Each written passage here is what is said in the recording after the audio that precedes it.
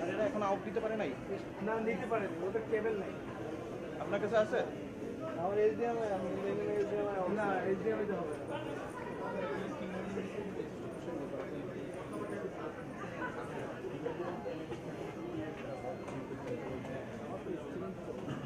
Respected audience, please be seated. We are going to start in a very short time.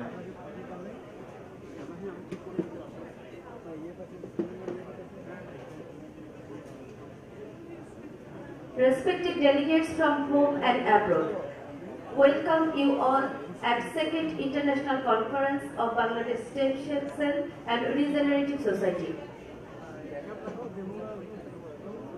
Welcome you all at Bangladesh Stem Cell and Regenerative Society. Our program will be started with Scientific Session 1. Topic of Scientific Session 1 is Stem Cell Therapy for Spine and Joints.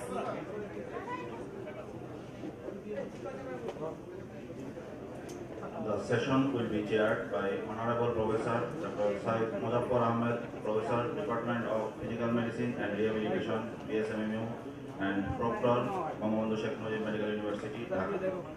And session will be also chaired by Professor Dr. Syed Shahidul Islam, Professor of Orthopedic Surgery, Nitor, Dhaka.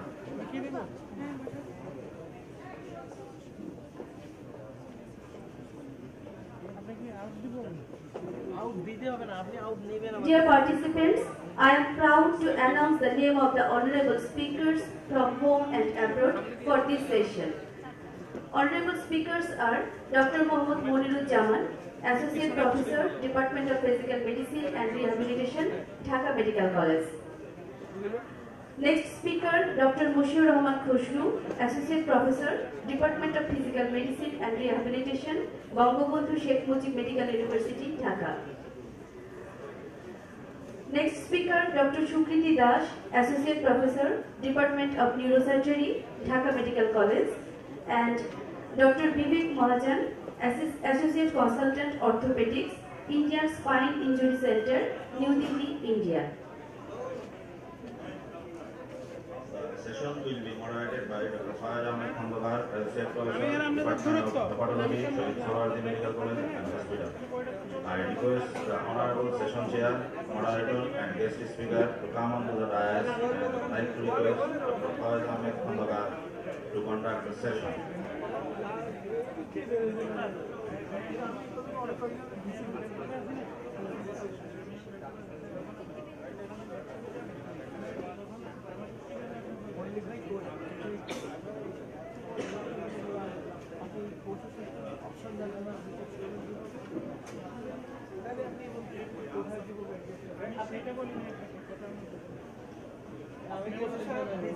Dear audience, you will be greatly enlightened to know that this program will be live telecasted by Raj TV. So anybody who are interested to observe the program but could not manage time can enjoy it on Raj TV live. You can log into www.facebook.com/rajtv.com to observe the program. And you can collect the lectures by logging into bangladeshstemcell.wixsite.com StemCon 2018.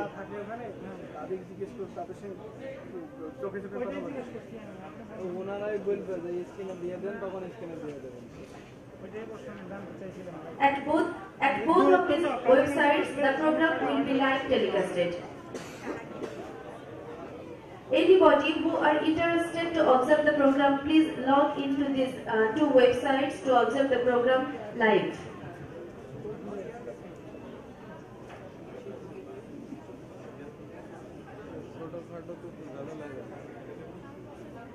Thank you. Welcome you all to the scientific session. I am Dr. Faiz Ahmed Khandakar, acting as moderator of this session. So, by this time you have known that we have got 5 speakers in the first session of this conference, and the title of this session is Stem Cell Therapy for Spine and Joints. So So I would like to now request our first speaker, Dr. Mohammed Jaman. He is the Associate Professor, Department of Physical Medicine and Rehabilitation, Dhaka Medical College Hospital. And his topic is, I am not ready for metal. Seems to be very interesting. So I am requesting him to start his speech, and time allocated for every speaker is 12 minutes, and after that you will get 3 minutes for answer and question. So I would like to request all the speakers to limit his speech and conclude his speech in 12 minutes. Thank you. Camera দেন, আমি এখানে light দিব। Camera তো ওখানে দিতে আমাকে আরেকটা তারপর Ruben এখানে কি কেবল মাইক কেবল হলে হয় মাইক কেবল কোন sir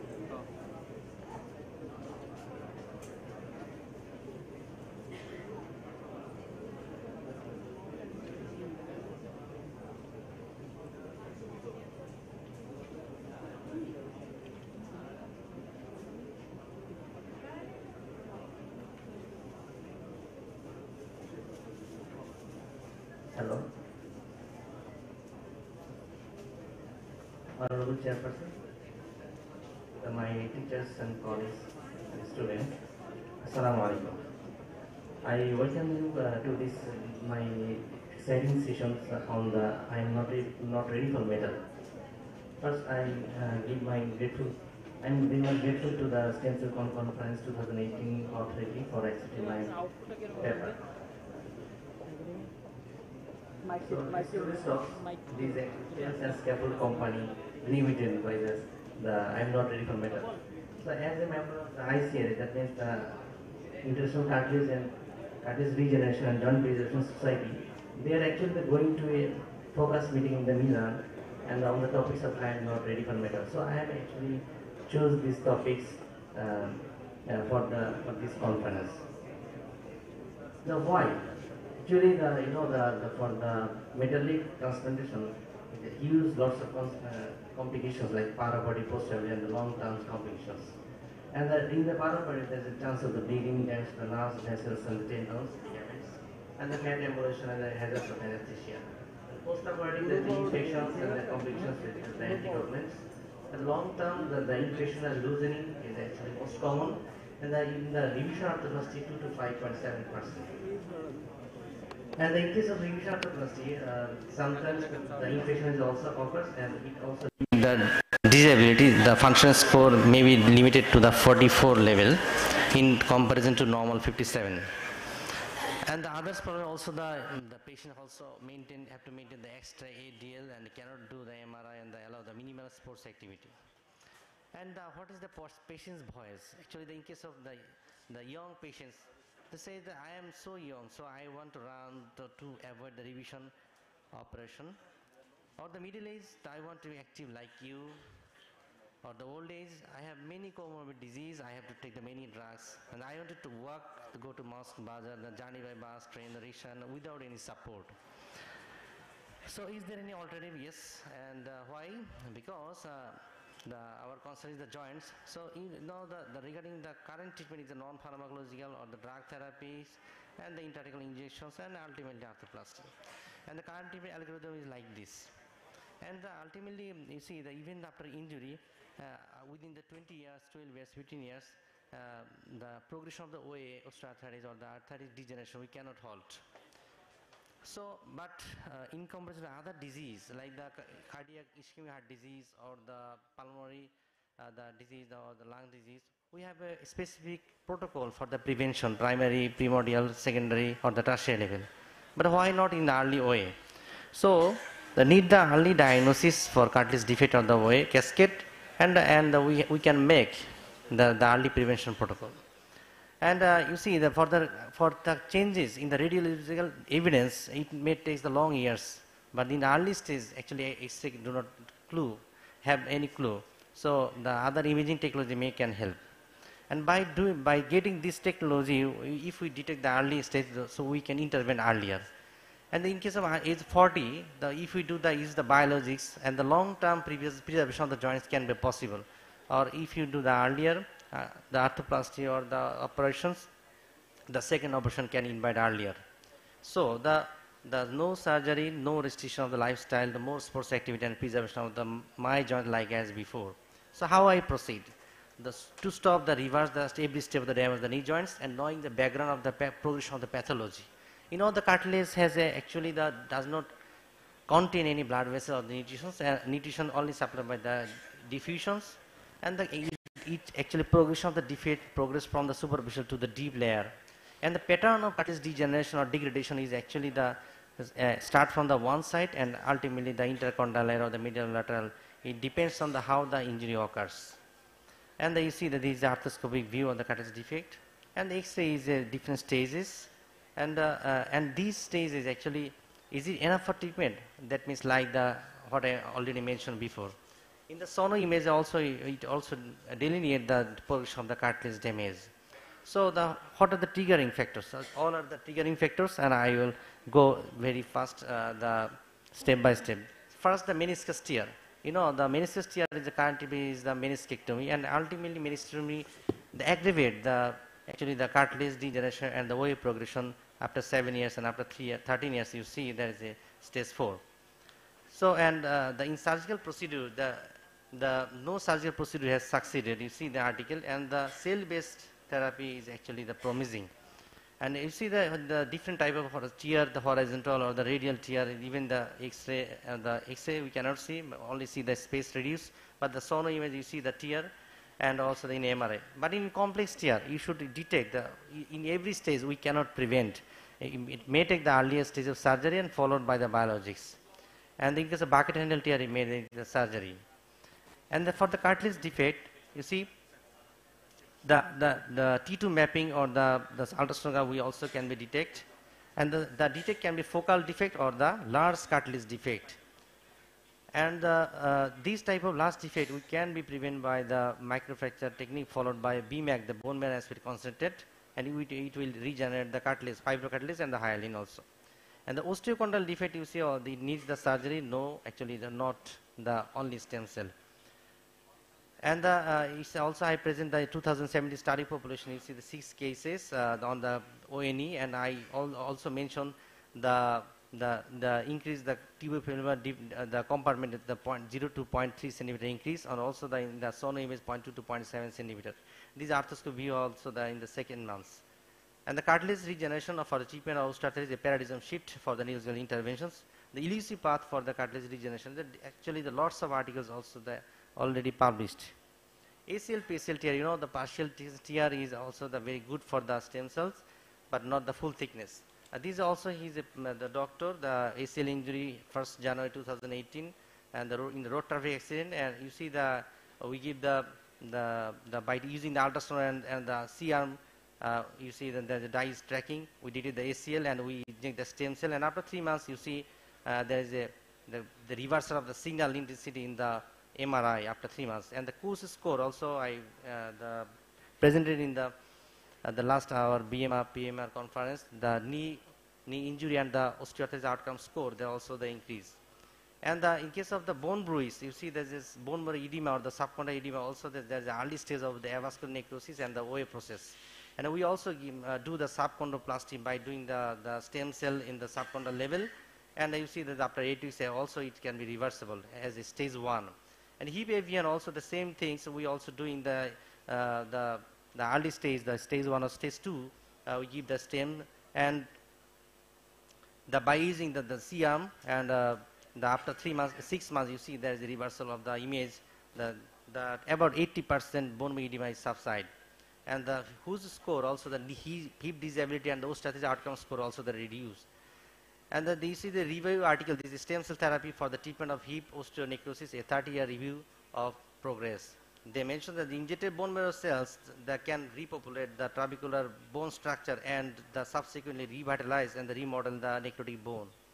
And the collateral ligament, you see the collateral ligament are also commonly missing, and we also can detect the sono and the MRI. And the options is the biomechanical correction, PRP, prolotherapy, physio, and the follow-up ultrasonogram.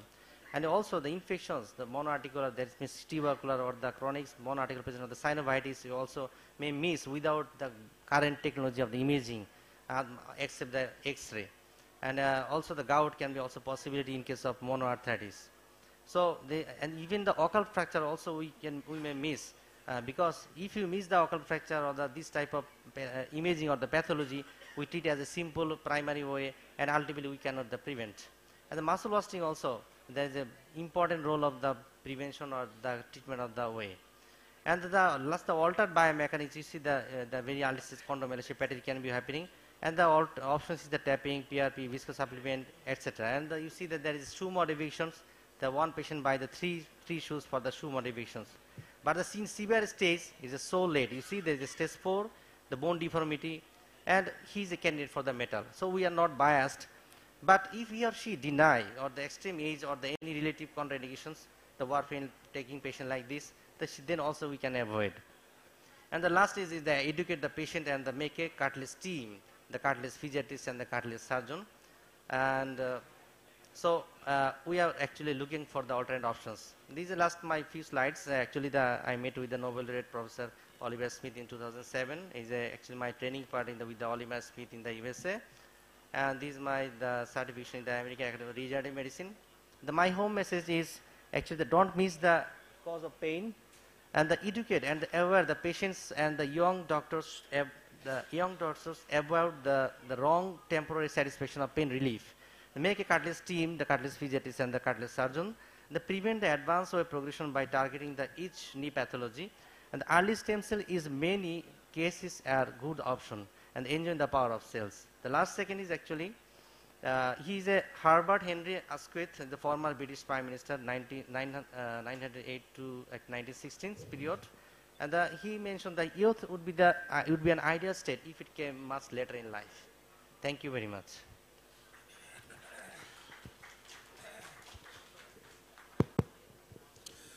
Thank you, Dr. Mohammad Monirujjaman, for your brilliant and time-demanding presentation. I would like to ask audience, please ask question to the presenter. This is very interesting paper. I am not ready for metal. Yes, I am also ready for, I am not also interested to have a metal within my body.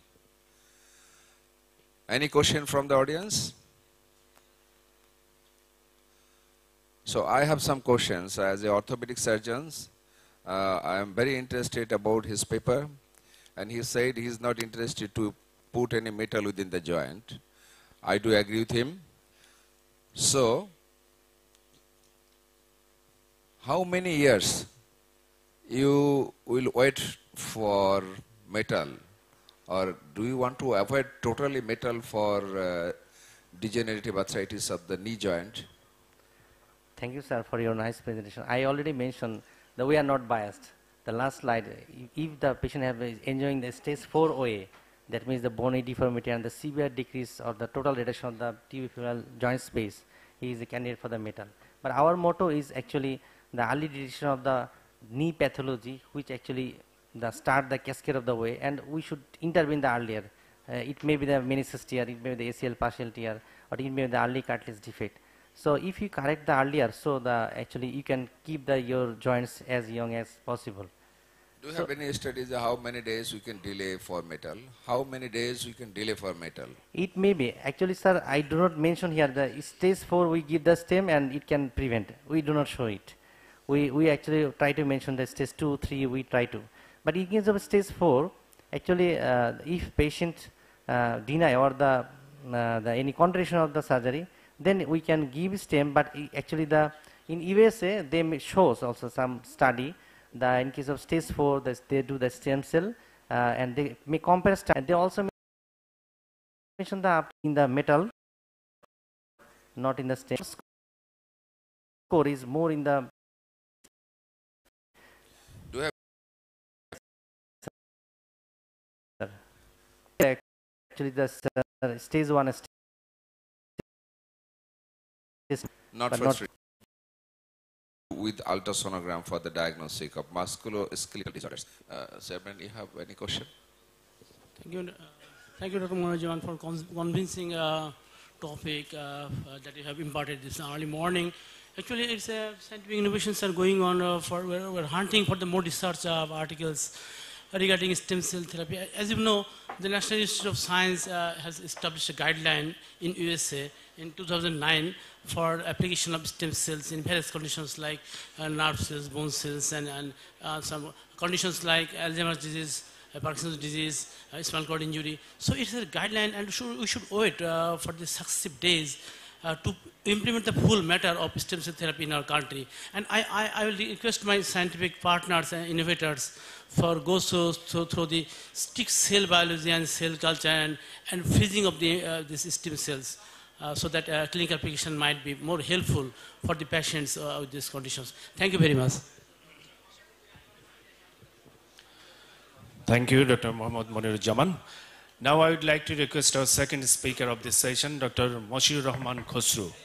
He is Associate Professor, Department of Physical Medicine and Rehabilitation, Bangabandhu Sheikh Mujib Medical University, Dhaka.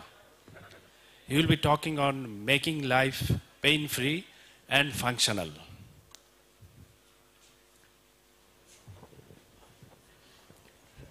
Good morning and welcome you all.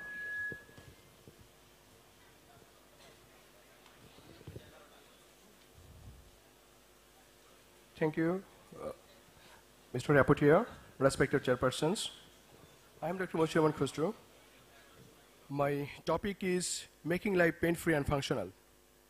Before going to my presentation, I like to submit my humble tribute to Father of the Nation, Bangladesh Sheikh Mujibur Rahman, because of whom we are here and we got the opportunity to work at this Apex Institute. Ladies and gentlemen, you have a lot of wealth and prosperities. You have a lot of might and power. You have command and authority. You have a lot of capacity.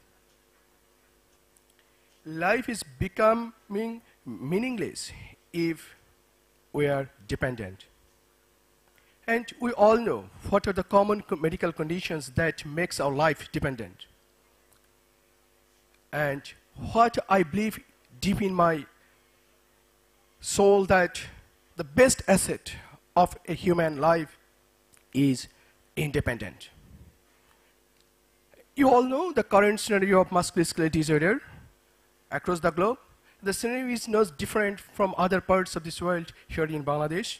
And we all know one out of every 4 persons are suffering from musculoskeletal disorder, and 1 out of every 10 is suffering from osteoarthritis knee. And it creates a lot of disabilities and mobility globally, and it exerts enormous cost for health and social care system. And we all know the current armaments that are being used for eliminating these musculoskeletal disorders. Like we can use the drugs, we can use orthosis, we can go for therapeutic exercise, we can go for physiotherapy, even sometimes we need to go for interventional pain procedures, and even then we have to go sometimes for the surgery. But life sometimes becomes so miserable that all the measures can be failed. And if fails, what else we can do? Yes, there is something new and naive for this generation that we are very lucky that in recent years the cell therapy is growing up. And you know the prospect of combining biomaterial cell-based therapies that incorporate chondrocytes, chondroprogenitors, and mesenchymal stem cells leads to the optimistic view that interdisciplinary approach will lead to a significant breakthrough in regenerating musculoskeletal tissues like bone and joint. We all know what is a stem cell. This is a primitive cell which has the capacity of self-renewal. It can conversion to the more differentiated cells. It can be proliferated, or even it can leading to the regeneration of the tissue. I will not go for the embryonic or induced pluripotent cells, so I will go for only the tissue-specific cells. That is sometimes named as the adult tissue cells. And it can be collected from even fetus, can be collected from the umbilical blood, from the adult somatic cells, as well as blood and bone marrow. And by this time, the world is rowing on the stem cell because it has a great significance on cell therapy. It has in vivo, in vitro importance for the research as well as invention of new drugs. Mesenchymal stem cells can be isolated from the bone marrow, peripheral blood, adipose tissue, synovial membrane, synovial fluid, umbilical blood, placenta, etc., which shows the considerable promising for use in cartilage, disc, muscle, tendon, ligament, and nerve repair. The lot of evidence published in very reputed international journals, lot of reviews, systemic review and meta-analysis, which actually supports the existing RCTs.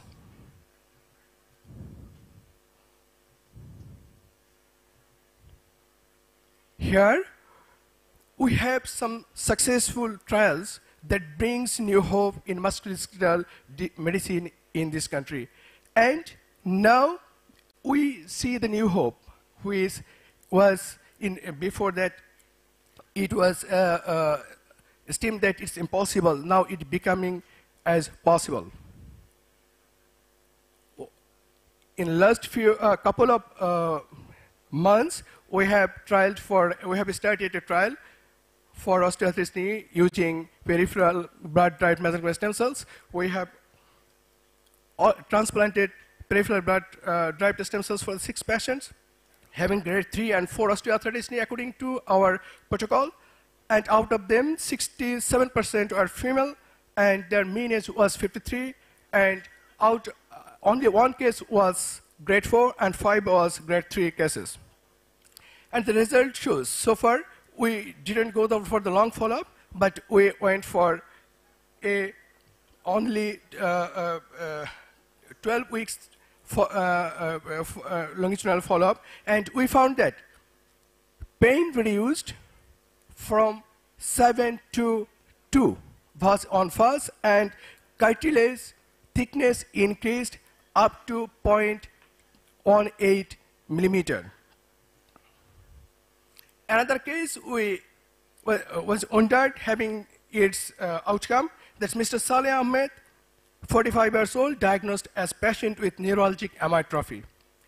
He had gross wasting of shoulder girdle, had active range of motion were restricted and painful.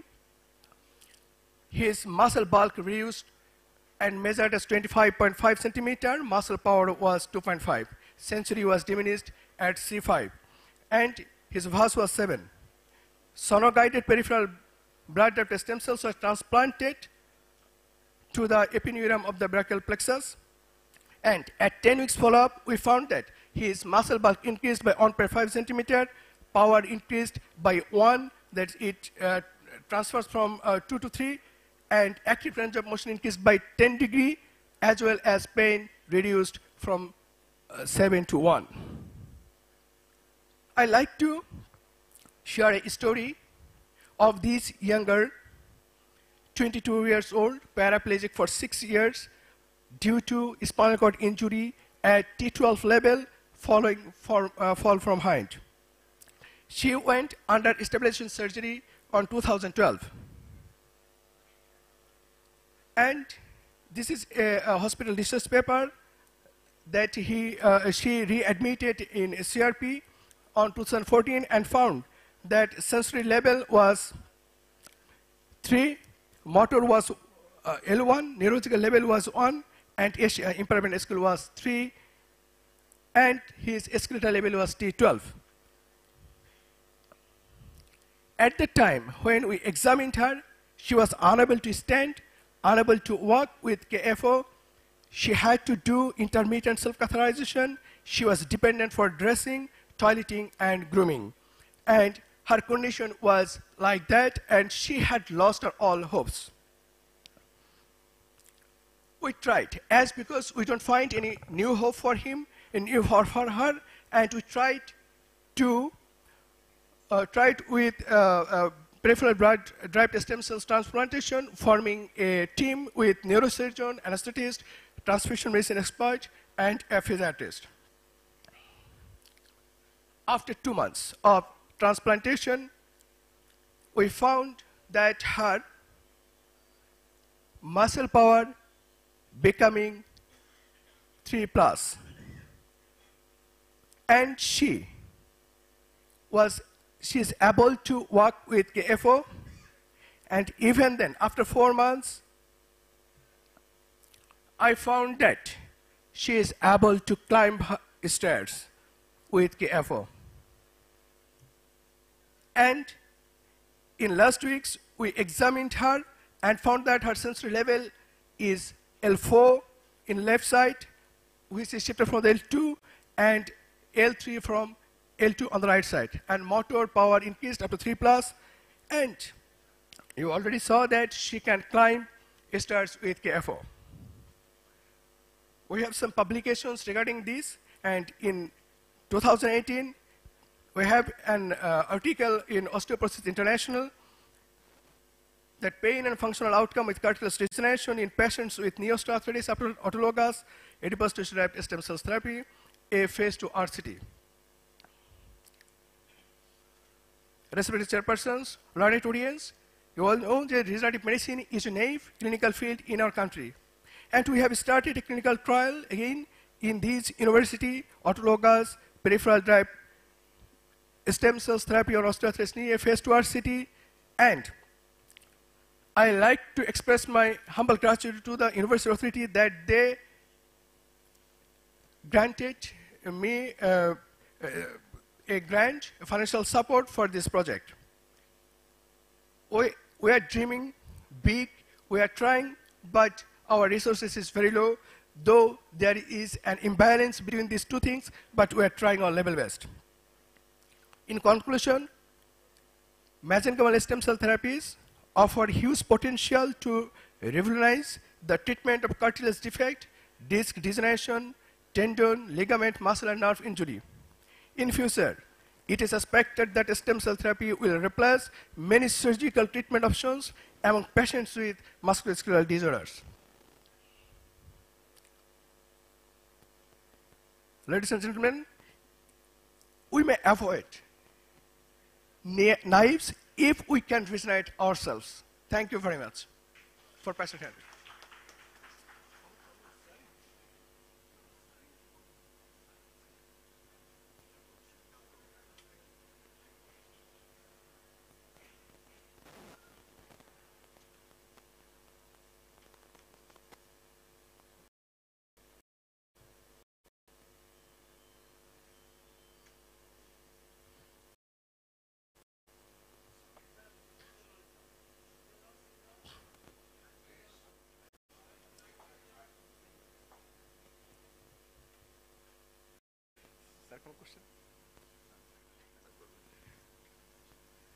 Excuse me, there is a problem on microphone. So do you have any question? Yes, please ask the speaker.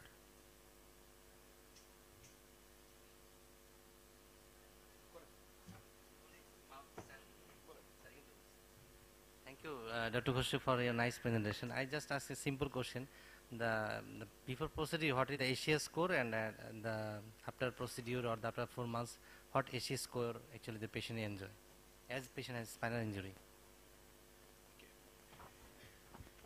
During injury, just after injury, she was assessed as ACS score 3, ACS score C, and on 2014, she was assessed as ASIA B, and now she is enjoying ASIA A.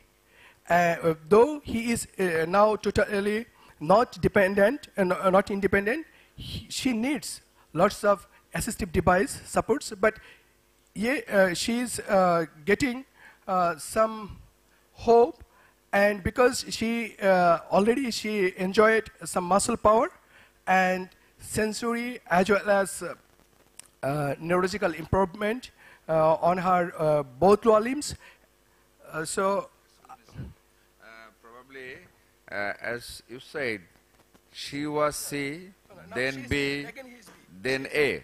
Probably it will be reverse. it will be reverse. Now, initially, the question was, initially was C. Now?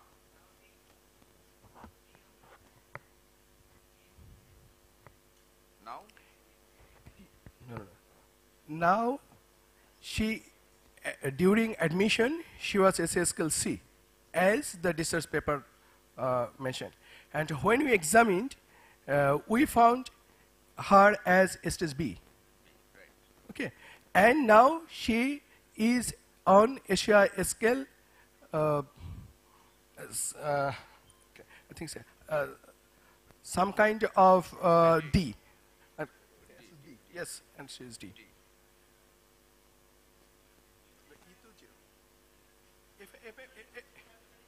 Yes. And her FIM was measured during, before procedure, it was 83, now it is 111. So, there is another question.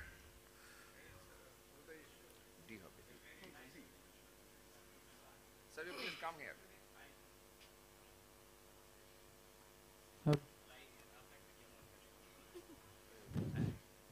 Thank you, Dr. Khosrow, for your nice presentation. Yes. And I am very much happy to see here two of my students presented very nicely and very brilliantly their presentation, and the topics is very nice. I like to ask a question. It's a very simple question. You are dealing with osteoarthritis of the knee, but you don't have the tools like OMAC scoring. I think what about OMAC scoring? If it is given or it is tested or not, it is very much. Thank you, sir. Necessary. We assessed by OMAC in its 3 phases of course, and here I mentioned only one scoring system of OMAC, that is OMAC functions, and initially it was 946 its mean, and now it is 642 or 3, I think, I'm not sure, because I have to go to the slides. So this is improvement about 300 in OMAC's function. So I think there is a great improvement on OMAC function using this cells therapy. Thank you. Any question to Dr. Khosrow? Any more question? If not, I think we can move to the third speaker. I would like to request now our third speaker, Dr. Sukriti Das. He's the Associate Professor, Department of Neurosurgery, Dhaka Medical College and Hospital. His topic of talk is outcome of bone marrow derived stem cell therapy in management of complete spinal cord injury at Dhaka Medical College Hospital. Dr. Sukriti Das.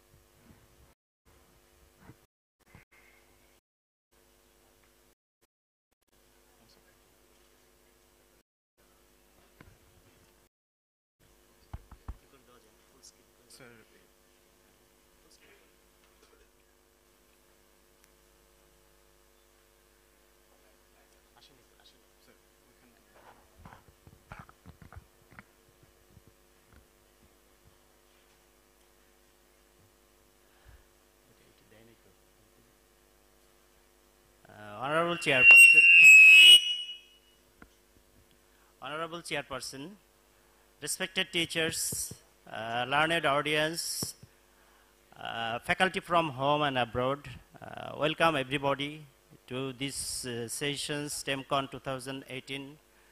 Before starting my topic, I like to give thanks to the society, that is Bangladesh Stem Cell and Regenerative Medicine Society, for inviting me and presenting such a very nice research study in our department. আমি শুরুতে একটু বাংলা বলে নেই যে এটা আমি দিয়েছি ব্যাকগ্রাউন্ডটা আমাদের অস্তিত্বের প্রতীক, আমাদের ইন্ডিপেন্ডেন্সের প্রতীক, আমাদের স্বাধীনতার প্রতীক। এটা আমি বোঝাতে চেয়েছি ইন্ডিপেন্ডেন্স কি জিনিস সেটা এটা দেখলে আমাদের মনে পড়ে। আমি যে কেসগুলো নিয়ে কাজ করেছি সেটা কমপ্লিটলি ডিপেন্ডেন্ট পেশেন্ট, যারা বোঝে যে স্বাধীনতার স্বাদ কী, তারা বিছানায় শুয়ে শুয়ে কাতরায় আর ভাবে যদি একটু হাঁটতে পারতাম তাহলে কেমন হতো আমাদের জীবন। প্রতিটা মানুষের কাছে, সে সমাজের, পরিবারের কাছে, বন্ধু বান্ধবের কাছে, সবার কাছে সে বোঝা। আমি সেই ইন্ডিপেন্ডেন্সের সিম্বল হিসাবে দেখিয়ে আমি আমার কেস শুরু করছি। This is the institute where I studied in my fellowship and my master's degree. This is the institute, the oldest institute or the medical college in Bangladesh, where I did my study and research activity. My topic is outcome of bone marrow derived stem cells in the management of complete spinal cord injury, where there is no treatment option yet available in the world. Everybody can remember the Dolly, the clone ships, 1996. Dolly was the first named copied or the clone form of mammary gland tissue adult stem cell derived product in the world. এটা অনেক সারা জাগিয়েছিল 1996 এ। Stem cell research history is very big. It has a very long run. Starting from 1998, researchers first extract stem cell from human embryos. 1999, first successful human transplantation of insulin-making cells from the cadaver. 2001, President Bush restricted. 2002, Juvenile Diabetes Research Foundation created a very big amount of fund for establishing it. 2002, California court gave the verdict to continue the stem cell research. 2004, Harvard Research Group also tried to do it again. And 2004, 3 billion bonds for stem cell achieved. 2006, breakthrough in the stem cell research. Sinia and Yamakana they represented the mature specialized skin cell to become pluripotent. These new cells were named as induced pluripotent stem cells. And 2012, he got the Nobel Prize against it. More than 300 billion estimated number of cell is every day producing, and more than 2 million cell in each second is producing in our body from the stem cell. What is stem cell? By definition, you can see stem cells are the undifferentiated biological cells that can differentiate it into specialized cells and can divide through the mitosis to produce more cells. Stem cell can proliferate, migrate, differentiate to form organ during embryogenesis and has self-renewal ability. Self-renewal and the potency are the two vital criteria for the stem cells. Self-renewal is the process by which stem cell can divide to make more stem cells, perpetuating the stem cell pool throughout the life. It acts as a reservoir from where new cells are developed. Potency, the cell potency is the cell's ability to differentiate into other cell types. The more cell types a cell can differentiate into, the greater its potency.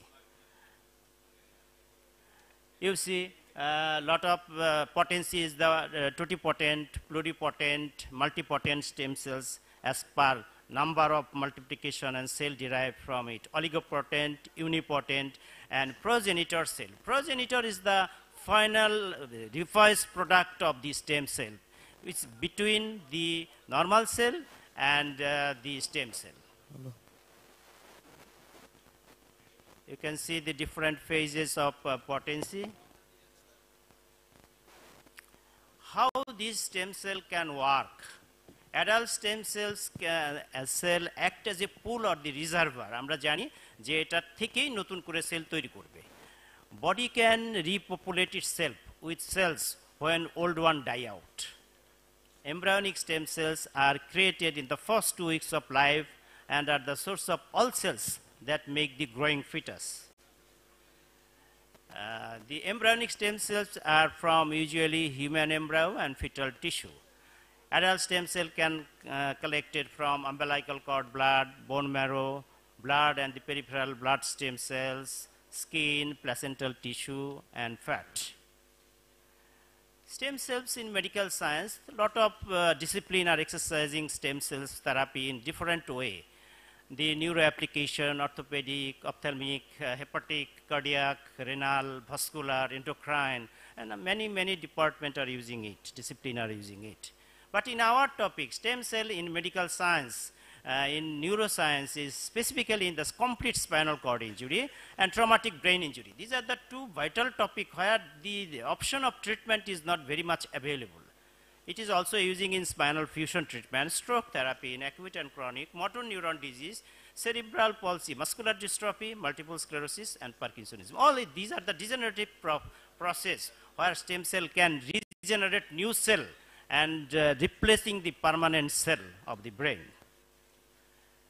Our topic is bone marrow aspirated cell in neurosurgery, this complete spinal cord injury.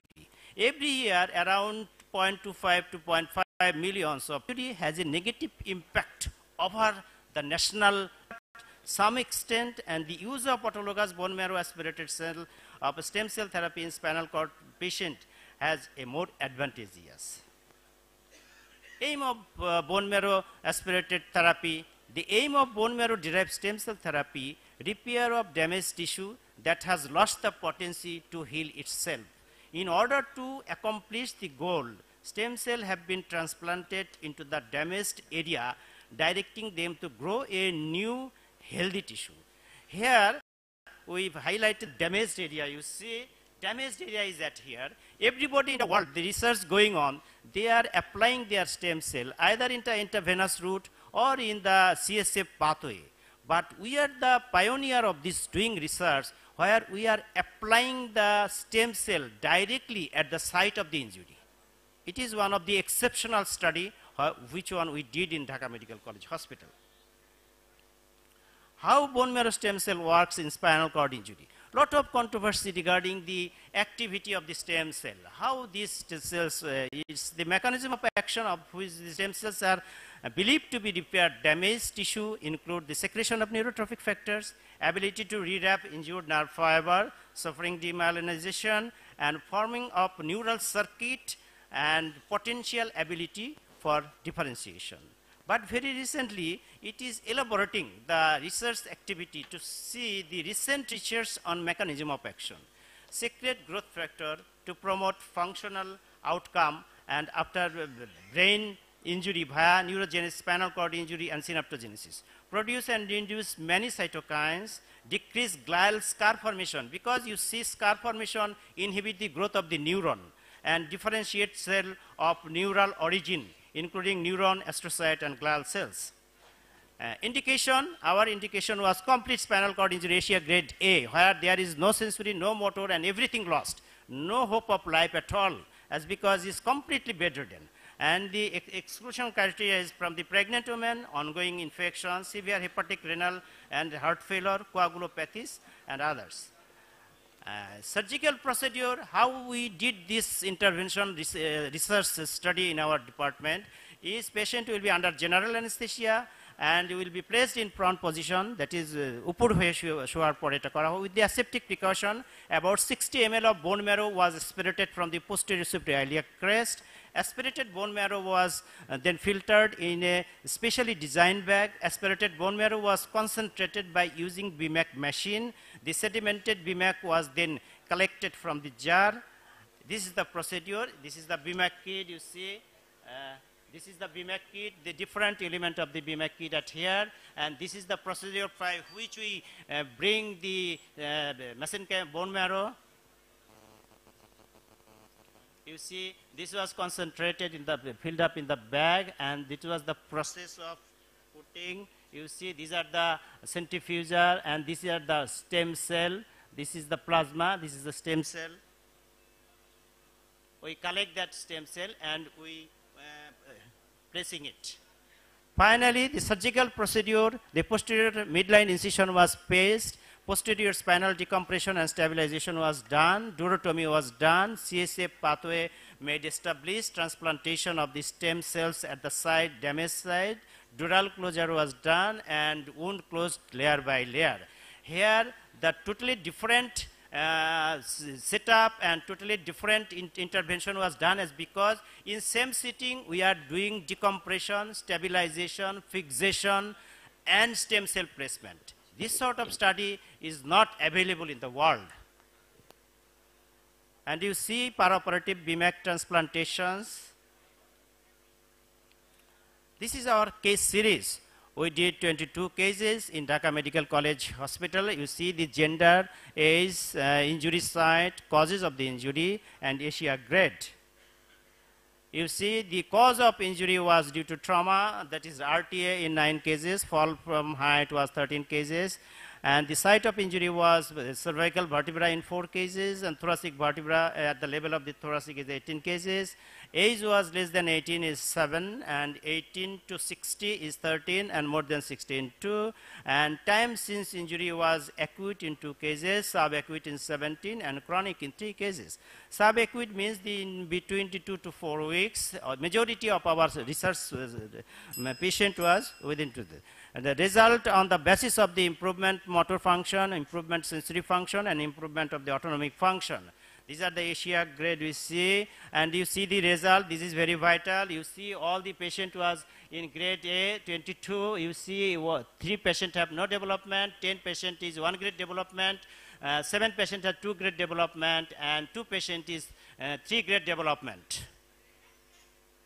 And the sensation was improved in 19, autonomic function was improved in 16 and 16 patients. You see the patient of MIM where the MRI was shown and the decompression, stabilization and fixation was done. Video is not possible to show for limitation of time, and we see it. And the take-home message from the stem cell therapy is a safe procedure, steady and focused progress in stem cell research in both preclinical and clinical setting in our country should support the hope of development of stem cell-based therapy in spinal cord injury and brain diseases, as treatment will open door in many disabled patients.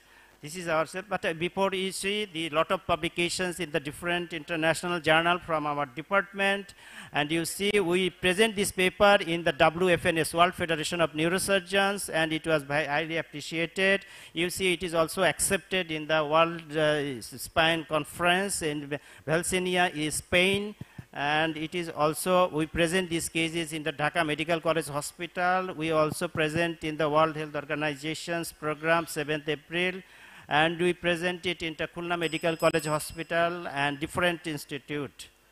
Thank you very much for your patience here. Thank you. Thank you, Dr. Shukriti Das, for your brilliant and time-demanding presentation. I hope your presentation will give a clue for us where there is no hope for the spinal injury patients. Can you hear me? There is no scope for the spinal injury patient, especially who are Asia A. Yes, sir. Thank you very much for your nice question. Regarding the origin of this stem cell from embryonic, first of all, before any intervention, you have to think regarding the sources of the material. Is it available in the market or not? It is not yet available. We are using these stem cells from the bone marrow. And there are a lot of, because we can bring this stem cell from different population, like the another person. But we are using this, we are starting this study very recent past, only 3 years. It is autologous. First, you have to think autologous. Second, you have to think regarding the procedural cost. Third, you have to see the different placement. We use some new technique of placing the stem cell at the site of the injury. So, all these facilities, considering everything, we cannot still procure the stem cell from the embryo. It is not yet possible. Yes, his question was, can we use, is there any study? It can be. If available, if facilities available, it can be.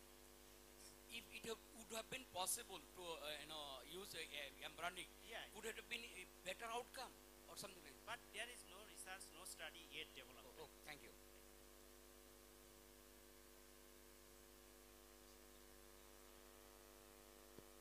Just I want to supplement the questions.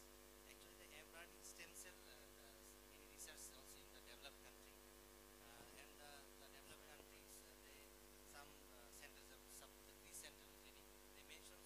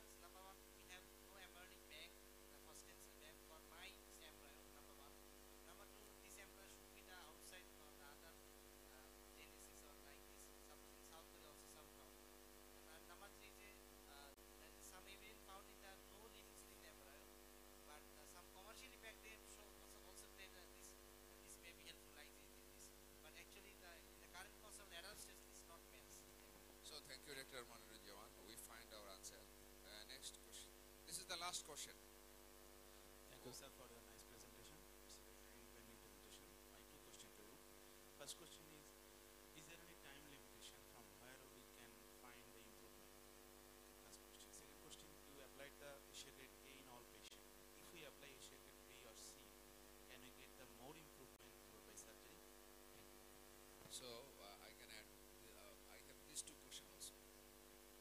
Thank you, sir, for your nice question. As regarding the Asia grade A, we are using as because the expectation, আমি একটু বাংলায় বলি, আমাদের সামাজিক চাওয়া পাওয়া ডাক্তারদের কাছে অনেক বেশি থাকে। তারা মনে করে যে প্যারালাইসিস রোগী নিয়ে গেলেই মনে হয় ভালো হয়ে যাবে।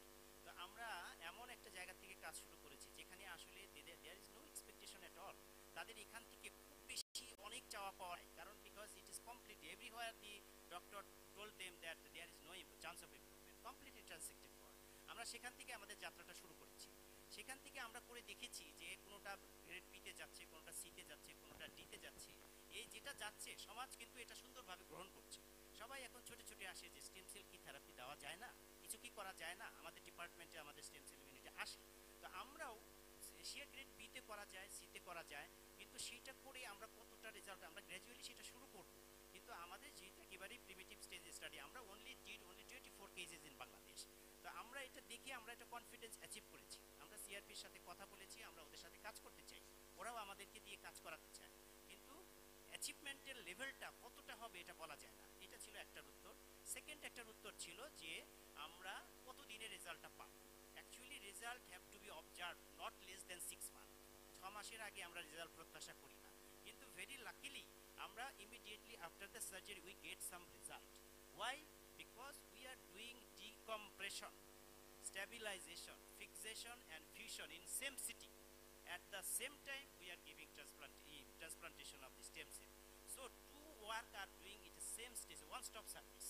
So some benefit instantaneously develop due to decompression, fusion and fixation, and subsequently development occur due to transplantation of stem cells.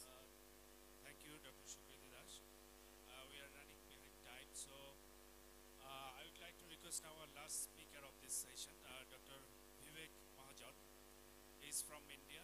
He is consultant, joint replacement and arthroscopy surgeon, Indian Spinal Injury Center, New Delhi, India. So his topic of talk is mesenchymal stem cells, role in cartilage repair and avascular necrosis of hip. Dr. Vivek Mahajan.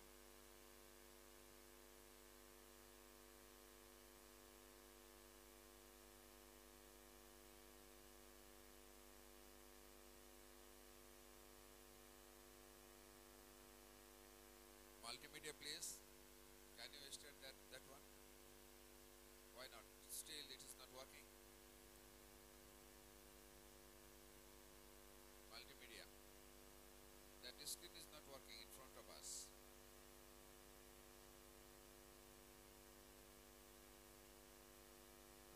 You can start it or you can remove it from here.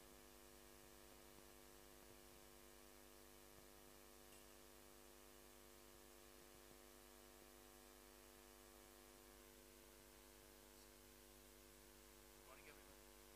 Respected Chair, Dr. Shopney, thanks for inviting me here.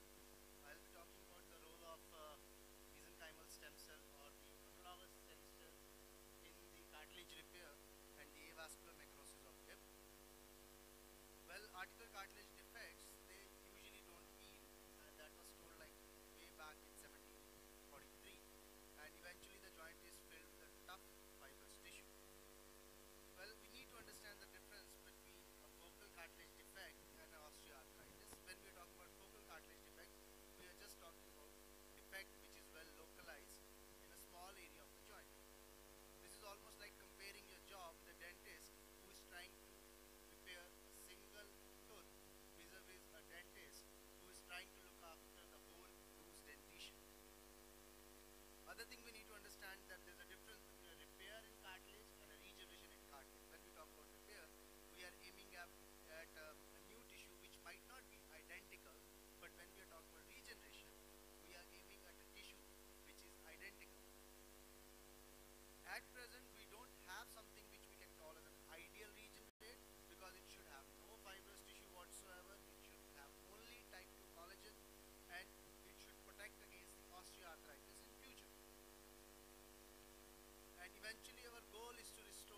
structural and biomechanical integrity of the cartilage surface when we talk about the repair.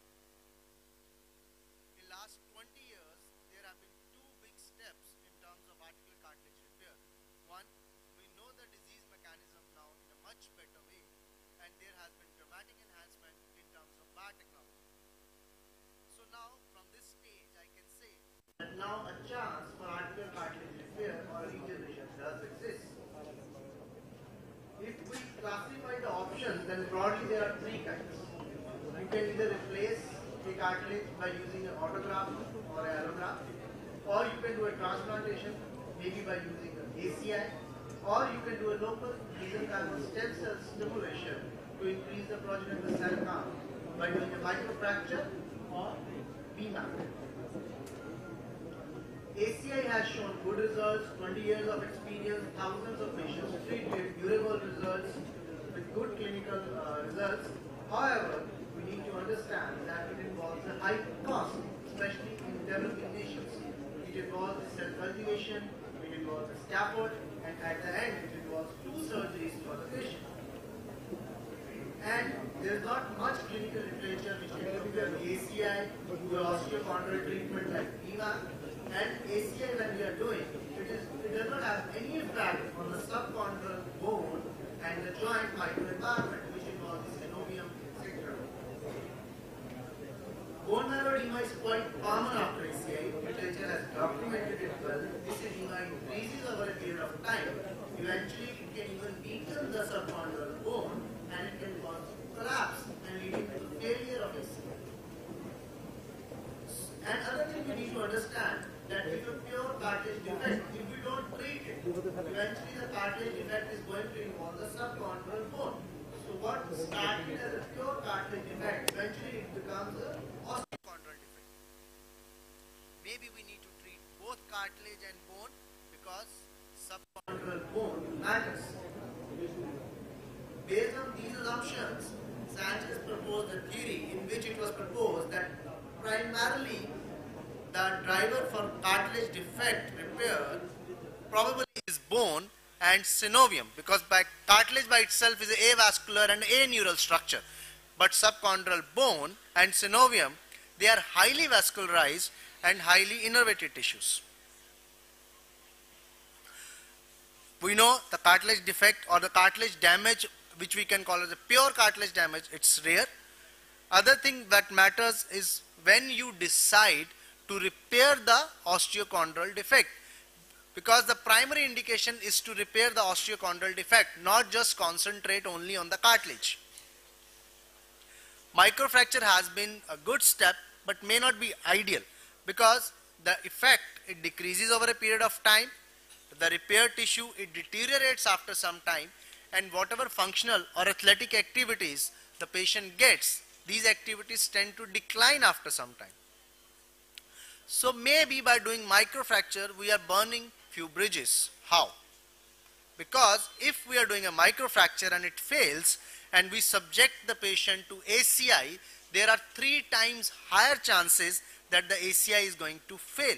Because by doing microfracture, we alter the subchondral bone. So I recommend that we should avoid doing microfractures in all and subjecting all the patients to microfracture, especially with the big defects, especially in areas which are prone for failure, like patella or a large lesions that might require a subsequent ACI. So maybe we need to change our protocol, maybe we need to stop doing microfracture left and right in every patient. We started off with ACI, progress to arthroscopic ACI. Probably the next step is to focus on the one-step surgery using BMAC. Because it's easily available, it's a high proliferation capacity, it can differentiate to chondrocytes for cartilage regeneration. It's an autologous or the autogenous, it's moldable to fill the defect, and most importantly, it's a one-step surgery. We usually prepare the defect, harvest the bone marrow, prepare the bone marrow, and finally do the implantation. But if there is enough evidence for it, Lisa Fortier has already shown from her studies that BMAC or mesenchymal stem cells can be directed towards a chondrocyte lineage very interesting paper showing bench to bedside evidence, in which it was shown that probably BMAC gives a more robust hyaline cartilage repair tissue response. Compared to microfracture, BMAC gives a better cartilage repair independent of the age or the size of lesion. Even if you are planning to do microfracture in few of the lesions, combining it with a BMAC gives you better repair tissue. If you compare BMAC to ACI, both the techniques are viable and effective, especially for the large patellofemoral defects. Interesting study in which BMAC, ACI and OATS was compared. Authors concluded probably BMAC is the treatment of choice, especially for the osteochondral lesions. We evaluated our patients, 25 patients with a follow-up of more than 2 years, and we finally concluded in our paper that BMAC is capable of regenerating a repair tissue for chondral defects. Our paper was published in Cartilage Journal, and it was cited as among the top 10 articles of all time published in Cartilage Journal. Just to share a few cases, very active professional soccer player with an ACL injury and a cartilage defect.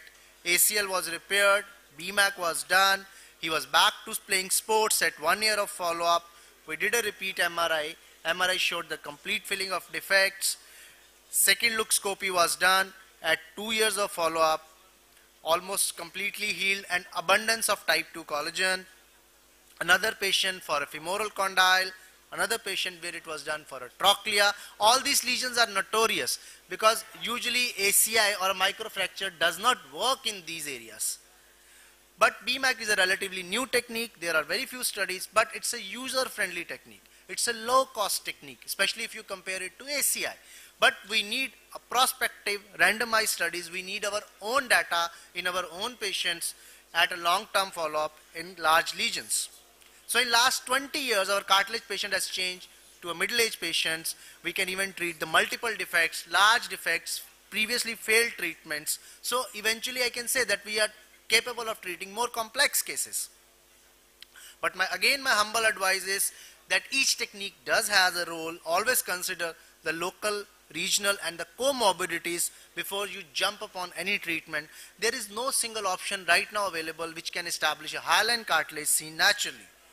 We need to understand cartilage surgery, it's more like an architecture rather than interior designing, because it does not matter how beautiful is your roof or a cartilage is. But eventually if your subchondral bone or the pillars are weak, the beautiful roof is eventually going to collapse. So we need to look after even the subchondral bone. The second part of the talk, I'll be just talking briefly about our experience of using these stem cells or mesenchymal cells for the avascular necrosis of hip. At present, the treatment guidelines says in stage 1, 2 or asymptomatic patients, usually we observe or pharmacological treatment is the mainstay. But if the patients are symptomatic, then we are subjecting these patients to a core decompression with or without grafting. This gentleman came to me like he had a pain in his hips since 4 weeks. He was a professional martial art player. We did MRI to evaluate him further, found a huge avascular area in left as well as in the right hip. Subjective, the options discussed with him was core decompression or do a pedicle graft or a vascularized fibula. And eventually I also gave him an option of doing a core decompression with BMAC. He agreed for that. We subjected him to a core decompression and did a BMAC at the same time. This is a follow-up at 6 months. Head has not collapsed. MRI shows a revascularization has already started within 6 months. Interesting paper by Harzo. Harzo has already published their follow-up of 30 years now, in which they have shown that the avascular necrosis, it responds very well to core decompression and BMAC. Well, it was a prospective study for us. Over 2 years of follow-up, 23 patients with 32 hips, and all patients, they had a non-traumatic avascular necrosis in the pre-collapse stage. Well, we did a randomization using a computerized randomization. All patients were explained about the nature of study and their consent was taken. and we did the BMAC, and then we BMAC aspiration preparation, and then also we did co-decompression with application of BMAC. And we usually don't subject our patient to weight bearing for 2 weeks. We give them alendronate at 35 milligram twice a week for 6 months at least, and regular follow-up with the pain scores, Harris hip scores, x-rays were taken. Just to share with you few pictures. This is 35-year-old with a bilateral avascular grade 2 avian, 18 months, vascularization has started. In fact, a large chunk of head has become vascularized. So basically, we can say that there's a significant improvement in the Harris hip score in a patients in which we did a core decompression with BMAC. If you compare just with a core decompression alone, and the pain score has improved also significantly. So there was a reduced incidence in progression to collapse. Just 2 slides more.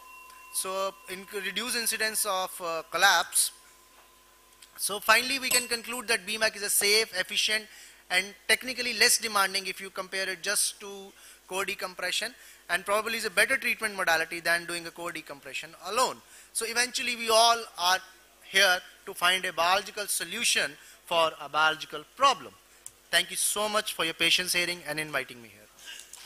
Thank you, Dr. Vivek Mahajan, for your brilliant presentation. And I am especially, as an orthopedic surgeon, so really grateful to you, because you are coming Bangladesh several times to initiate the awareness and how to do, how to start, when to stop, when to start. Everything has been discussed in different meetings in Bangladesh in the different parts. Thank you for your coming here also. And Lord and audience, his presentation is a brilliant presentation, and avascular necrosis of the femoral head and cartilage damage of the femoral head is a very common problem, and osteoarthritis knee, very common problem. So do you have any question? Because we have time limitation, 2 questions will be allowed. Okay.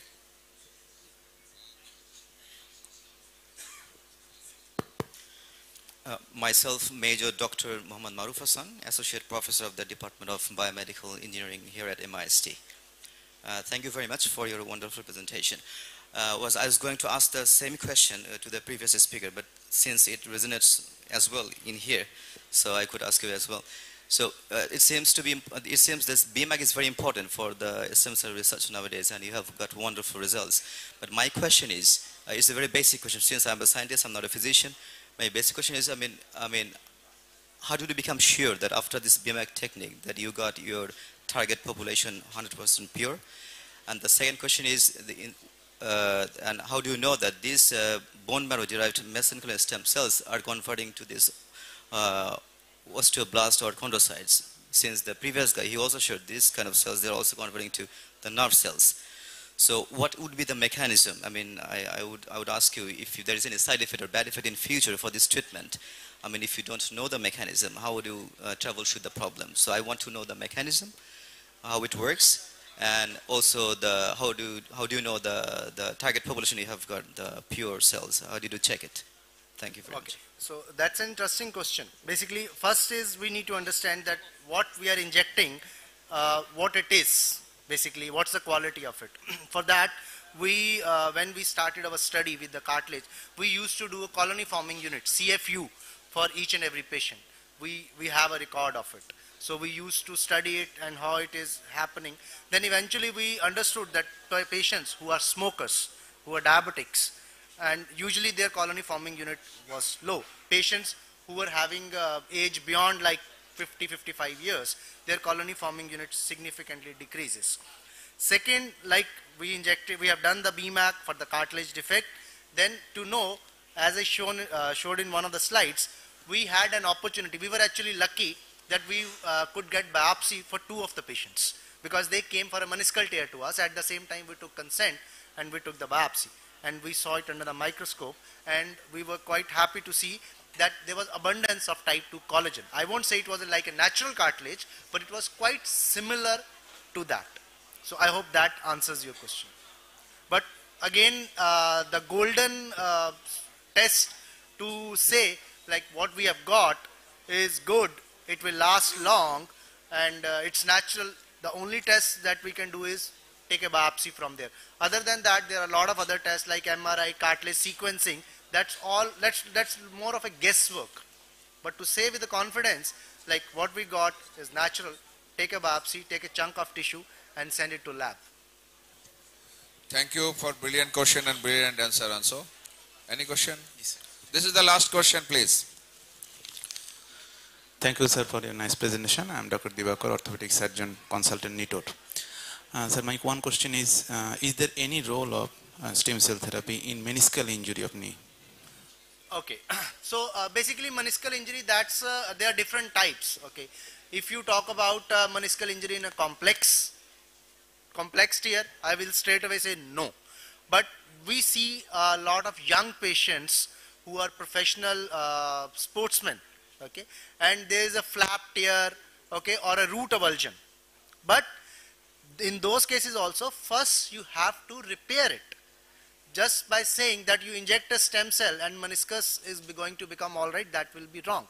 First you have to convert an unstable tear into a stable tear. You need to repair the tear by whatever ways, inside out, outside in, however you do it. After that, injecting Big Mac will augment your repair. We have done this not for meniscus, but we have done this for pediatric patients in which ACL was avulsed. Sometimes ACL gets avulsed from the femoral side, or PCL gets avulsed from the tibial side. After you have done the repair, then if you can augment your repair with a BMAC, that gives you fantastic results. And same thing applies to even meniscus.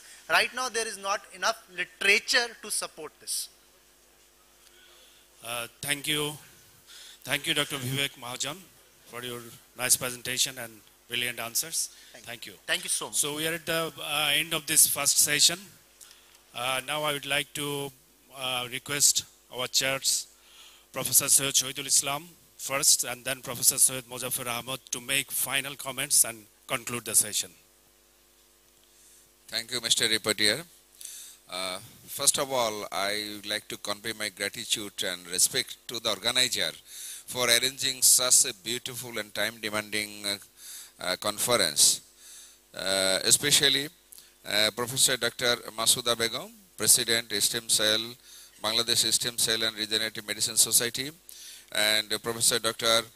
Mamun Al Mahatab Shopnil for arranging such a beautiful conference. And all the presenters and all the topics is very important nowadays, and especially I am very much what I can say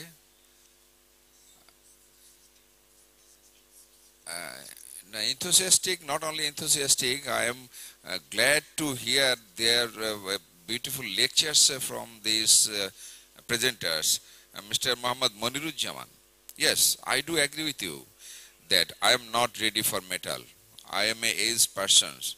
I am 58 plus, so I don't have to be metal within my body. If you can give this answer to me, to all the patients, it is better. Thank you for your brilliant presentation, sir. And second speaker, Dr. Moshir Rahman Khosru.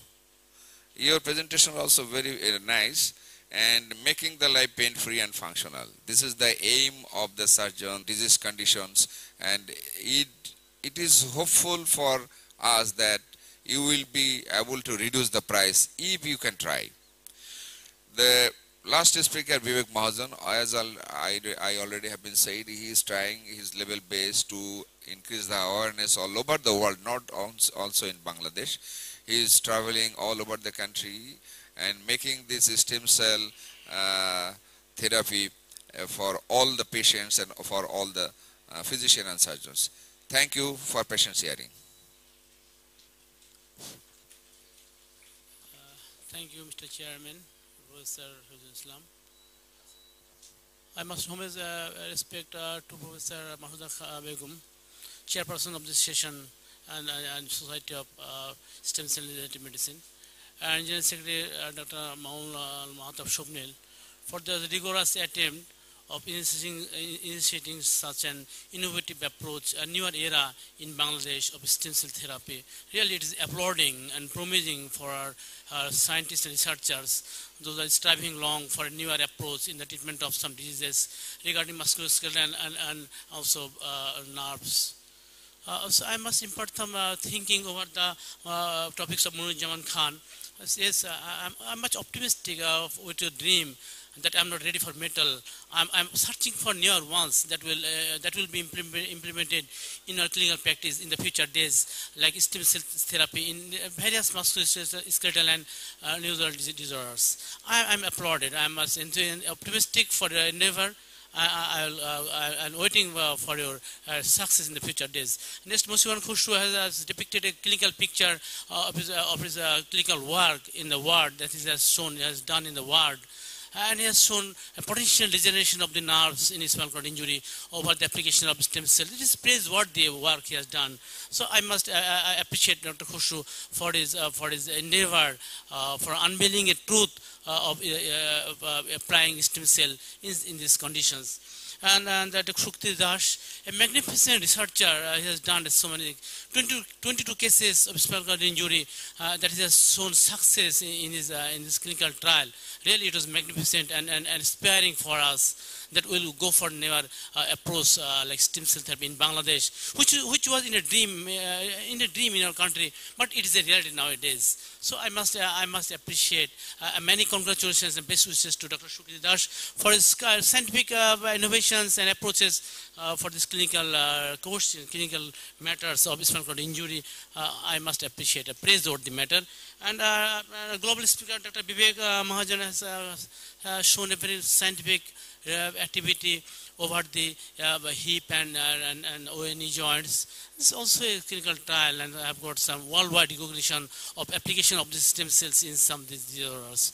One question have arisen by the scientific how it works. Really, it's a complex cell biology. How it works, how a bone marrow cell will transform to chondrocyte, how a bone marrow cell will convert to cartilage repair cell, how a bone marrow cell will transfer to nerve cell. Really, it's a question. But our researchers has given their priority of solution this question, like some materials like exosomes and no the stem cell of secretomes. The stem cells of secretomes in near thought of transmigration of this bone marrow cells to newer cells. So the researchers are more trying for genetic engineering, like adult cells are making stem cells. Adult cells will be making stem cells by genetic reprogramming and analyzing of gene sequence. Changing the gene sequence of a cell, adult cells will be turned to stem cell. This is the dream nowadays. So I must congratulate the organizers for hosting such a nice and beautiful and innovative program in our country for the second time.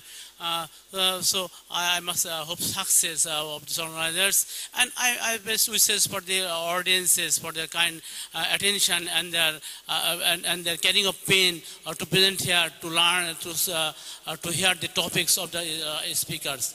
So thank you very much for patient sharing. Thank you very much, and I'm congratulations. Thank you very much.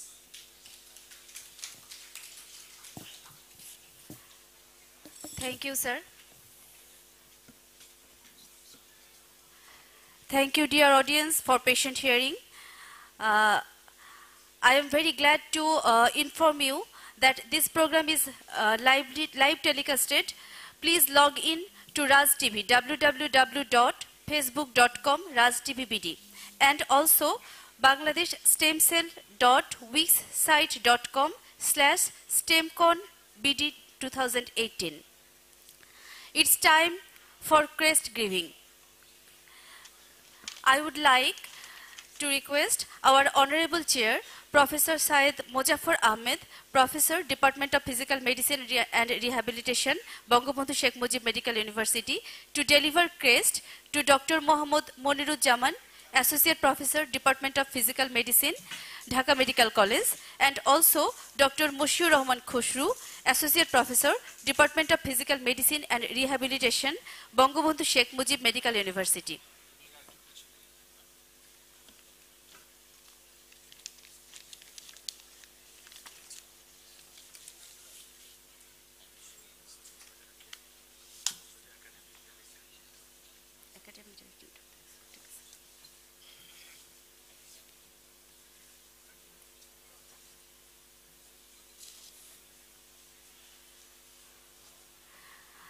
Now, I would like to Professor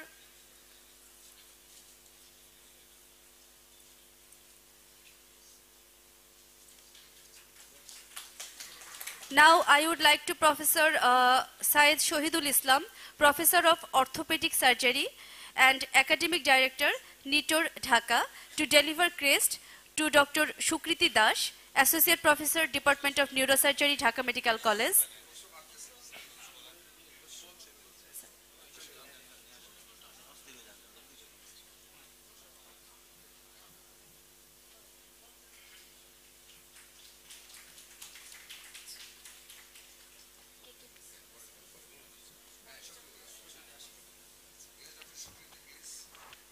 Now I would like to request Dr. Shukriti Dash, Associate Professor, Department of Neurosurgery, Dhaka Medical College.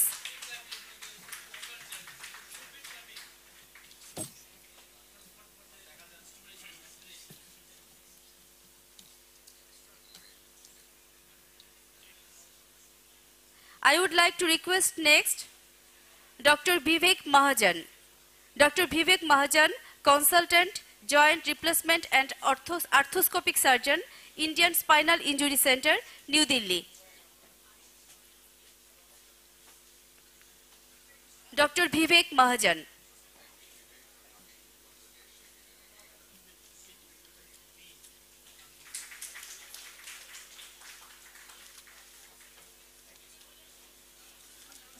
Now I would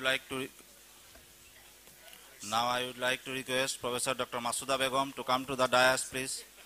Professor Dr. Masuda Begum to come to the dais, please, to give the handed over the crest to our session chair and moderator.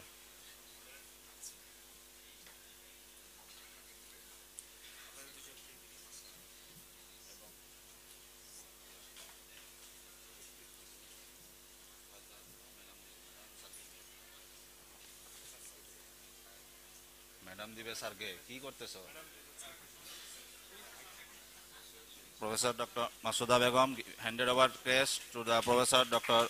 Syed Muzaffar Ahmed, Professor of Physical Medicine and Rehabilitation, BSMMU, Dhaka. Professor Dr. Masuda Begum giving crest to the Professor Syed Shohidul Islam, Professor of Orthopedics, NITOR, BSMMU.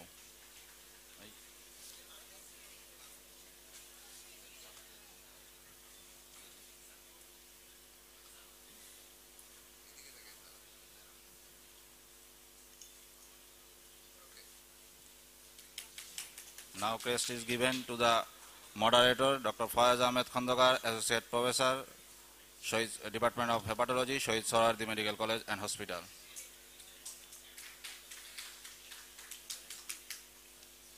Thanks to all.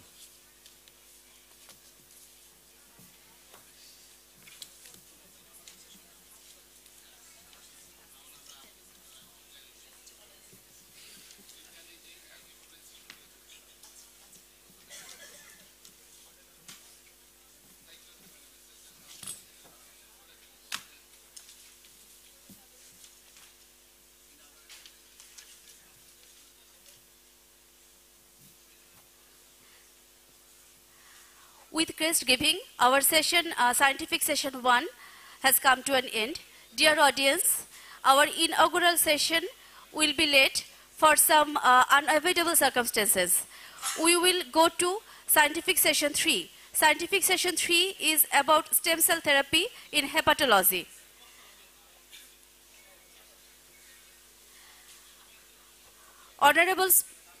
Honorable speakers of this session is Professor Dr. Mamunal Mahatab, Chairman, Department of Hepatology, Bangabandhu Sheikh Mujib Medical University, Dhaka.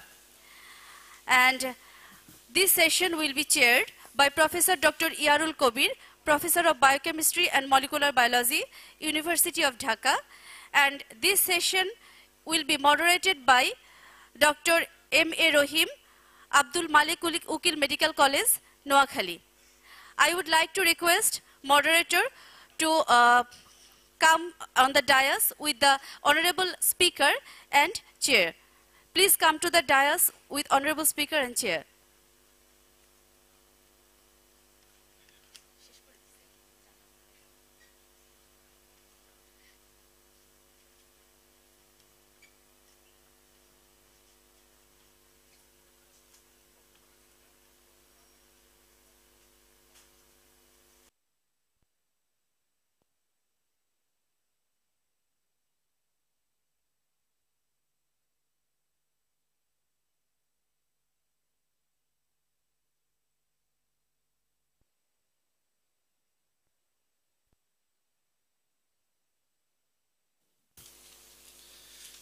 Good morning to you all. This session is stem cell therapy in hepatology. Speaker is Professor Mamunal Mahatab. I will request Professor Mamunal Mahatab to deliver his speech. Thank you very much.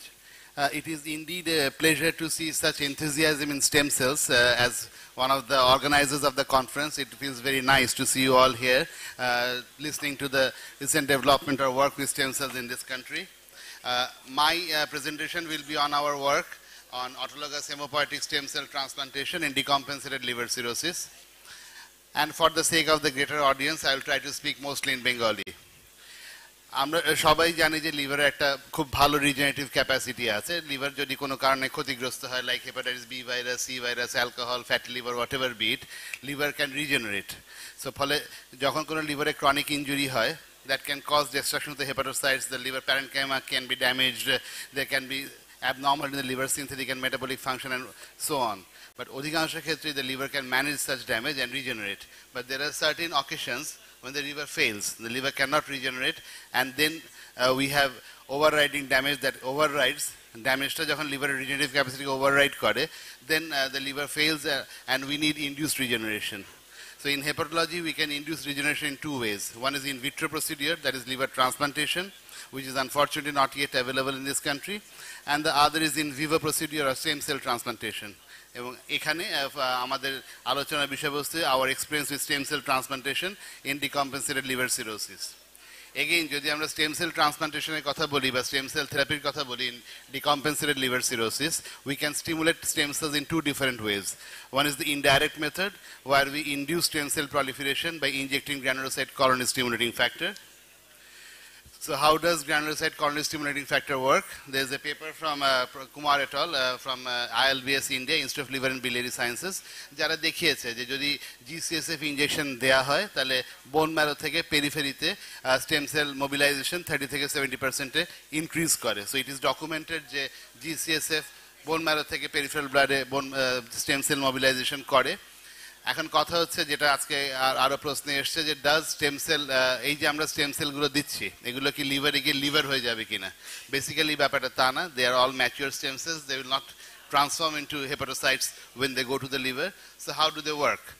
এই ওয়ার্কটা কিভাবে করে? Liver ডিজিজের একটা mechanism propose করা আছে by Sarin and colleagues, also from Institute of Liver and Biliary Sciences, a fairly recent paper, যেখানে আসলে দেখানো হয়েছে যে যদি আমরা GCSF ইনজেকশন দেই, what happens is, যেটা আগেই বললাম, there is increased trafficking of CD34 cells or stem cells, neutrophils, monocytes, etc. from the bone marrow. There is also increased proliferation of hematopoietic stem cells, increased production of cytokines and growth factors, and reduced apoptosis. অর্থাৎ যদি আমি GCSF injection দিই, there are certain changes in the bone marrow, যার মধ্যে হচ্ছে bone ম্যারোতে CD34 cell, neutrophil, hemopoietic stem সেলের increase proliferation হয়, ইনক্রিজ ট্রাফিকিং হয়, গ্রোথ ফ্যাক্টর এবং সাইটোকাইন বাড়ে এবং অ্যাপোপ্টোসিস কমে।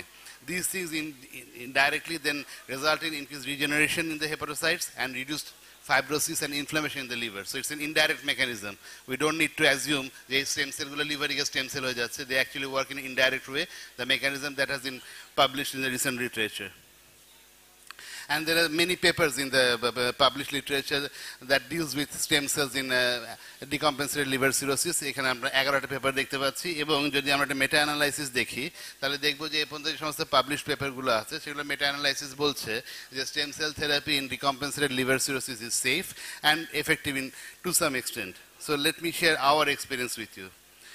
আমরা তিনটা কাজ করেছি এ পর্যন্ত with ethical approval from the Institutional Review Board of Bangabandhu Sheikh Mujib Medical University. The first work that we did সেটা হচ্ছে in a group of decompensated cirrhosis patients. আমরা যেটা করেছিলাম এই রোগীগুলোকে আমরা সপ্তাহে দুটো করে 6 সপ্তাহ ধরে 30 into 2 মানে দুটো করে GCSF ইনজেকশন দিয়েছি per week for 6 weeks. There we wanted to see what happens. We wanted to see the safety of stem cells in decompensated liver cirrhosis. And subsequently, last year we published our first paper on stem cell stimulation from Bangladesh. It published in the Eurasian Journal of Hepatogastroenterology, where we established that যদি আমরা GCSF injection দিয়ে decompensated cirrhosis stem cell mobilization করি তাহলে এটা safe in a group of small cohort of 18 patients, and it also results in some improvement in their overall well-being. এই পেপারে excited হয়ে then we went on to the next protocol, which chose a group of acute and chronic liver failure patients. এটা হচ্ছে subgroup of patients যাদের acute decompensation liver cirrhosis এর, এবং এখানে golden window period বলে একটা ব্যাপার আছে, 7 দিনের মধ্যে রোগীদেরকে ট্রিট করতে হবে। Unlike decompensated cirrhosis, we cannot go on treating them for 6 weeks. যেহেতু আমরা এর মধ্যে দেখেছি যে 6 weeks ধরে GCSF দিলে it is safe, so this time we went on for a new protocol. আমরা এদেরকে daily GCSF injection দিয়েছি for 6 consecutive days, and we published our second paper on GCSF in acute and chronic liver failure. That was also published last year in Hepatology International, which is the official journal of the Asia Pacific Liver Association. এখানে we had compared two groups of patients head to head, এবং আমরা দেখিয়েছি যে যারা GCSF plus standard of care পেয়েছে তাদের survival, তাদের লিভারের different scores that demonstrate the well-being of the liver, like MELD score and child pulse score, এবং তাদের survival is better than the patients who did not receive GCSF. অর্থাৎ in a patient group of patients যাদের acute decompensation ছিল তাদেরকে যখন আমরা GCSF injection দিয়েছি, we got greater success compared to the patients who did not get GCSF only. Then what we did was we went to our third protocol. Sir অনুমতি দিয়ে কি sir শেষ করে দিব স্যার এটা sir?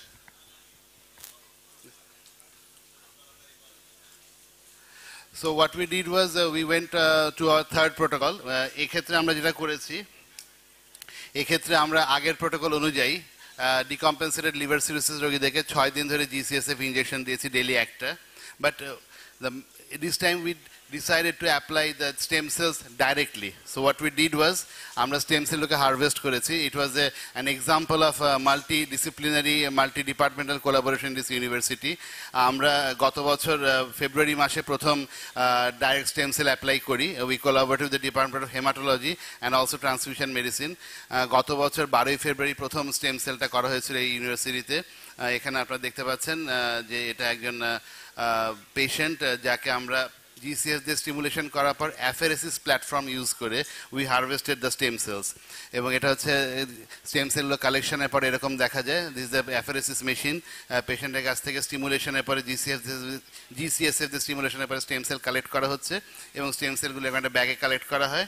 Then what we do is we look in the viability. So এটা হচ্ছে আমাদের এগেইন মাইক্রোবায়োলজি ডিপার্টমেন্টের সাথে কোলাবোরেশন। আমি জানি ডক্টর এনাম এখানে আছে না, he will say that there are certain flaws in this paper, but doctor Enam as you know যে this is data generated by our hematology department, so I have very little to comment on this aspect.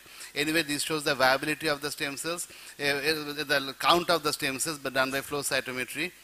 প্রশ্ন হবে যে আমরা কতগুলো stem cell দিব। So আমরা যেটা ঠিক করেছিলাম যে বোন ম্যারো ট্রান্সপ্লান্টেশনে হোয়াট দে ডু ইজ তারা 10⁵ পার ml স্টেম সেলস দেয়। সো এখানেও আমরা আরবিট্রারিলি ধরে নিয়েছিলাম যে আমরা আমাদের পেশেন্টদেরকে 10⁵ per ml stem cell delivery করব। এবং হোয়াট উই ডিড ওয়াজ যে ডেলিভারি করার ক্ষেত্রে we took unique approach.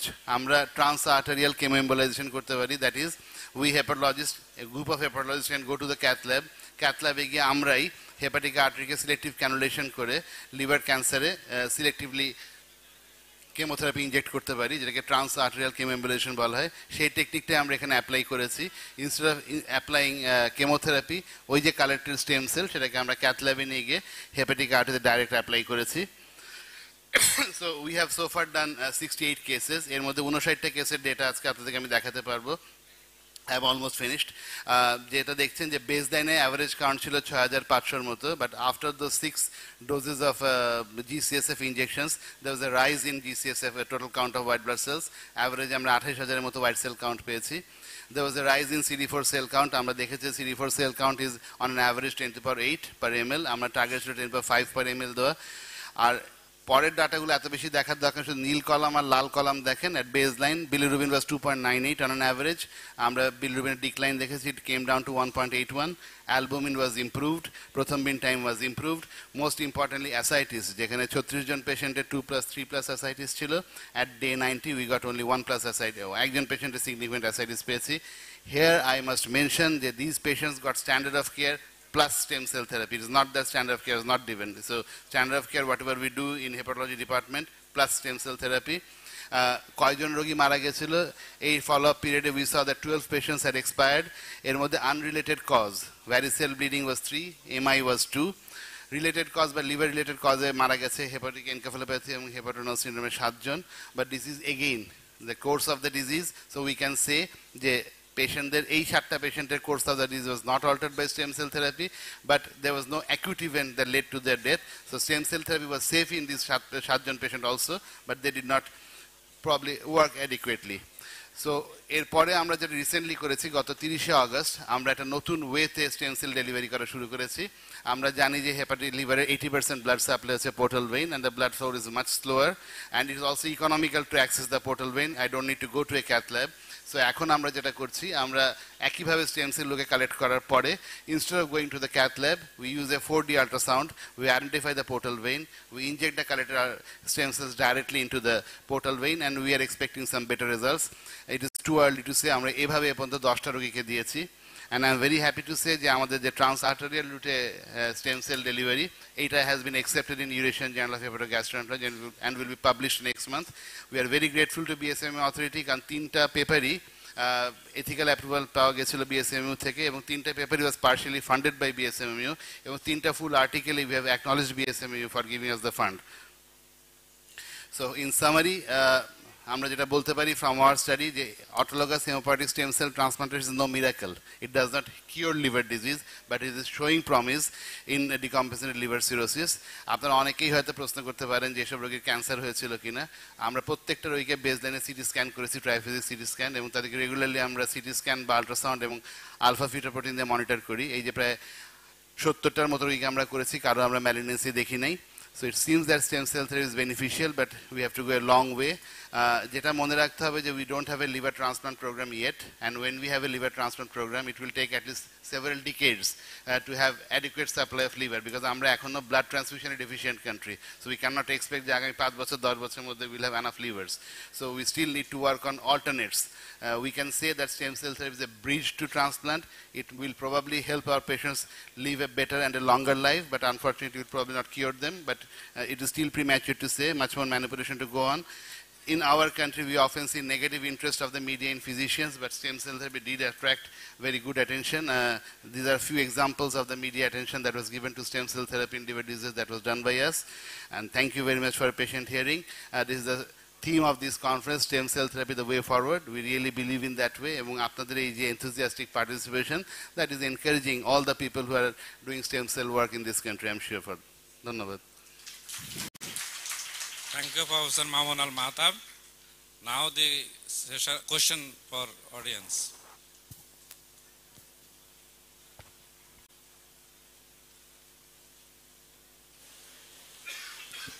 Thank you, Shapnil sir.